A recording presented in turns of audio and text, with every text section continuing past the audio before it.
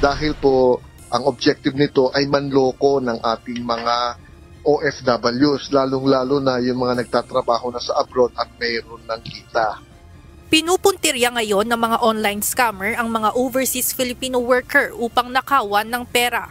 Ayon kay Department of Migrant Workers Undersecretary Bernard Olalia, nakakuha sila ng impormasyon sa Embahada ng Pilipinas sa Hong Kong hinggil sa mga Pilipinong nahuhulog sa ganitong klaseng panloloko.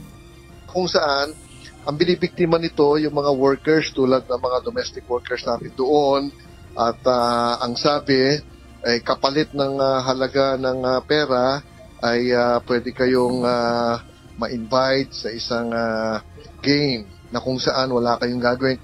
Aniya, tinatarget ng mga scammer ang mga overseas worker dahil sigurado ang mga ito na mayroong ibabayad mula sa mga naipong pera abroad. Dagdag pa ni Olalia, sa pamamagitan ng voluntaryong pagbibigay ng mga personal information online, gaya ng address, cellphone number at iba't ibang identification cards, malaki ang posibilidad na ma-access ng scammer ang bank account ng isang biktima. At maya-maya lang, malalaman mo meron ng nakuha na pera sa'yo without being aware kung ano yung transaction na yun, hindi naman ikaw mismo.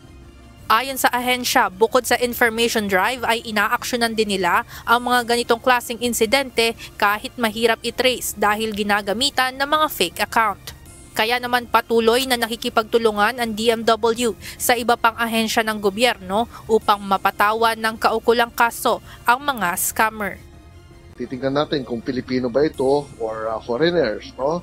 Kung Pilipino siya, pwede nating i-request sa ibang agency na tignan kung saan siya nakatira at nang sa ganon, baka pwedeng ma-blacklist natin.